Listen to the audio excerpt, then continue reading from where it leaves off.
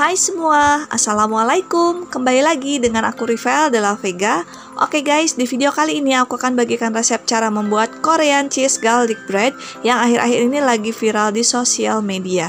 Tapi di resep yang aku bagikan ini tanpa cheese cream dan juga tanpa daun parsley. Nah, penasaran kan cara membuatnya seperti apa? Tanpa berlama-lama lagi, langsung aja kita mulai ke tutorial pembuatan. Untuk membuat Korean cheese garlic bread ini, pertama kita akan membuat adonan rotinya dulu ya. Dan bahan-bahannya adalah 250 gram tepung terigu. Di sini aku pakai protein sedang. Kemudian 3 sendok makan gula pasir, setengah gelas susu cair atau setara dengan 100 ml. Kemudian di sini aku tambahkan 1 sendok teh SP, TBM ataupun ovalet. Lalu di sini aku siapkan juga 1 sendok makan munjung margarin seperti ini dan 1 sendok teh ragi instan dan 1 butir telur. Oke guys, ini dia bahan-bahan yang aku gunakan untuk membuat adonan roti. Silahkan kalian cek deskripsi untuk detail bahan-bahan. Dan sekarang kita lanjut ke proses pembuatan. Langkah pertama, kita tuangkan tepung terigu ke dalam wadah yang sudah disiapkan. Kemudian tuangkan gula pasir ke dalam susu cair, lalu aduk-aduk sampai sekiranya gula pasirnya larut. Kemudian kita tuangkan ke dalam tepung terigu. Oke, kita lubangi dulu ya. Langsung aja kita tuangkan semua. Setelah itu 1 butir telur kita kocok lepas dulu dan kita tuangkan cukup setengahnya aja. Dan setengahnya lagi nanti akan kita pakai untuk membuat garlic sauce. Kemudian kita tambahkan 1 sendok teh ragi instan, lalu kita mixer dengan kecepatan tinggi sampai tercampur.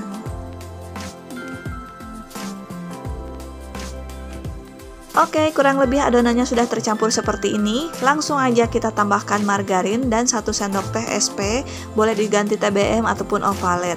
Kemudian kita mixer lagi sampai tercampur rata dan adonannya benar-benar kalis. Dan di sini aku mengaduknya dengan menggunakan mixer ya, supaya cepat kalis dan juga lebih menghemat tenaga. Tapi kalau kalian nggak punya mixer, masih bisa diuleni manual pakai tangan. Cuma kekurangannya kalau misalkan kita menguleni pakai tangan harus 2 kali proofing ya. Dalam arti setelah adonan ini jadi adonannya harus dikembangkan dulu, baru bisa dibentuk untuk menjadi roti ataupun donat. Oke, kalau adonannya udah mulai kalis, ini akan terlihat mengkilat dan licin ya. Langsung aja kita tes untuk kekalisannya. Ciri-cirinya kalis ketika ditarik, adonannya tidak mudah putus ataupun tidak mudah robek seperti ini. Kalau adonannya sudah kalis sempurna seperti ini, tidak perlu di-proofing dulu ya.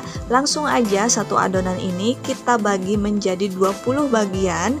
Kalau misalkan ditimbang, ini beratnya kurang lebih sekitar 25 gram.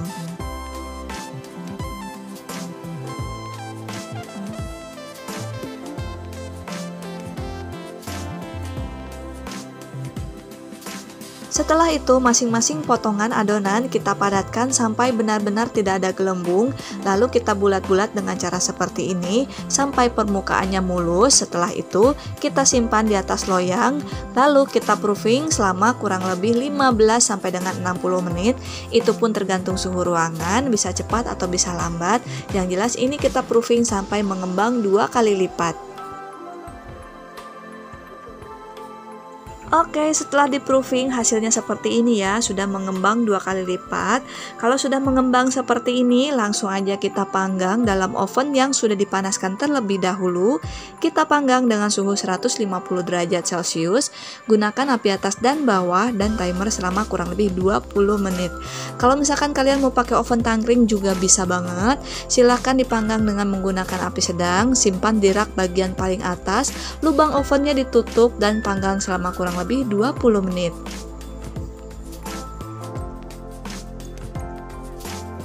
Sambil menunggu rotinya matang, di sini aku akan membuat pengganti cheese creamnya. Aku udah siapkan 100 gram keju cheddar, kemudian tambahkan 4 sendok makan tepung maizena, tambahkan juga 3 sendok makan gula pasir, tambahkan sejumput garam, dan juga 250 ml susu UHT putih. Oke, seperti ini. Langsung aja kita aduk-aduk sampai tepung maizenanya tidak menggumpal dan semua bahannya tercampur rata. Setelah bahannya tercampur rata, langsung aja kita tambahkan 1 sendok makan margarin seperti ini. Kemudian langsung aja kita masak dengan menggunakan api sedang, dan untuk cara memasaknya harus diaduk-aduk terus seperti ini supaya tepung maizenanya tidak menggumpal. Dan ini kita masak sampai matang, mengental dan teksturnya berubah menjadi kalis.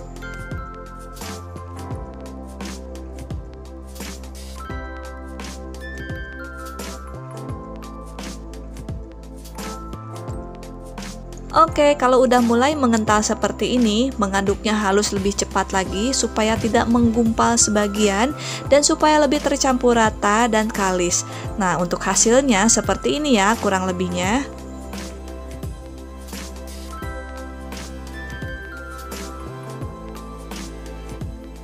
Langkah berikutnya kita akan membuat topping garlic sausnya, dan ini daun parsley-nya aku ganti pakai daun seledri. Ini daun seledrinya udah aku simpan di kulkas jadinya kering seperti ini ya. Oke, langsung aja kita iris kecil-kecil dan juga tipis-tipis seperti ini. Dan ini karena aku lagi ada di kampung agak kesulitan ya nyari daun parsley. Kalaupun aku kirim dari pengiriman online itu pun ongkirnya lebih mahal daripada harga daun parsley-nya. Oke, di sini aku udah siapkan 100 gram margarin yang sudah dicairkan. Langsung aja kita tuangkan daun seledri yang sudah diiris tipis-tipis tersebut dan kita aduk sampai tercampur rata. Kemudian di sini aku pakai 8 siung bawang putih atau boleh sesuai selera, boleh ditambah ataupun boleh dikurangi. Dan untuk bawang putihnya ini aku parut pakai parutan keju, boleh pakai parutan biasa ataupun juga boleh ditumbuk halus ya. Oke, setelah itu langsung aja kita aduk-aduk lagi sampai tercampur rata dan kita tambahkan sedikit merica. Oke, sedikit aja. Langsung aja kita aduk-aduk lagi. Kemudian kita tambahkan sisa telur adonan tadi. Oke, dan kita aduk-aduk lagi sampai tercampur rata.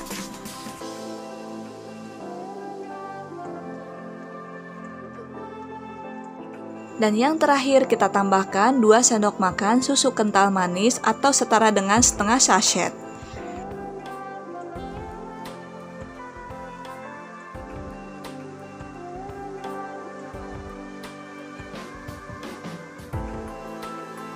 Setelah 20 menit ini hasil rotinya sudah matang, langsung aja kita angkat, tiriskan, kemudian kita masukkan panggangan yang berikutnya. Selagi rotinya baru diangkat dan masih panas, langsung aja kita oles dengan margarin seperti ini supaya permukaannya menjadi moist ataupun lembut. Setelah itu, potong roti menjadi 6 bagian seperti ini, tapi jangan dipotong sampai putus ya, cukup sampai seperti ini aja. Setelah itu, langsung aja kita buka bagian sela-selanya. Kemudian kita isi dengan flak keju yang sudah dibuat tadi. Oke, kita sisipkan di masing-masing selahnya seperti ini dan kita isi sampai penuh.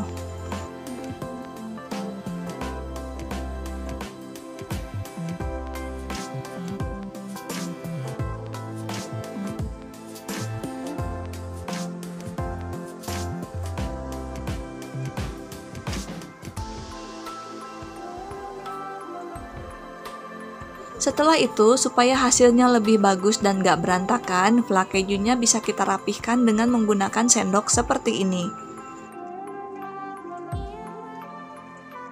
Setelah diisi flak keju semua, langsung aja untuk permukaan atasnya ini kita beri topping dengan garlic sauce yang sudah dibuat tadi.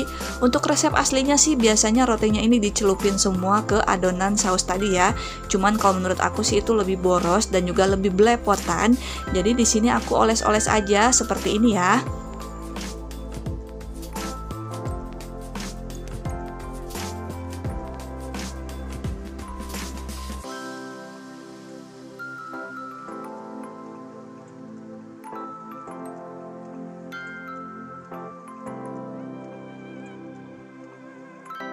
Setelah itu kita panggang lagi dalam oven dengan suhu 150 derajat Celcius, gunakan api atas dan bawah dan timer selama kurang lebih 10 menit atau sesuaikan dengan jenis oven masing-masing. Setelah dipanggang 10 menit, ini toppingnya sudah matang, langsung aja kita angkat dan tiriskan, kemudian kita masukkan panggangan yang berikutnya.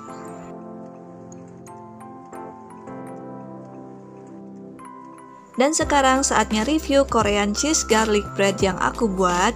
Bisa dilihat ya guys, meskipun tanpa cheese cream dan tanpa daun parsley, ini hasilnya mirip banget. Dan setelah aku cek di Google, ternyata daun parsley bisa diganti dengan daun seledri yang aromanya juga hampir mirip. Jadi daripada kita susah-susah nyari daun parsley, pakainya juga cuma sedikit, jadi lebih baik kita ganti aja pakai daun seledri. Nah ini bisa dilihat ya guys, rotinya empuk banget dan ini rasanya juga enak banget.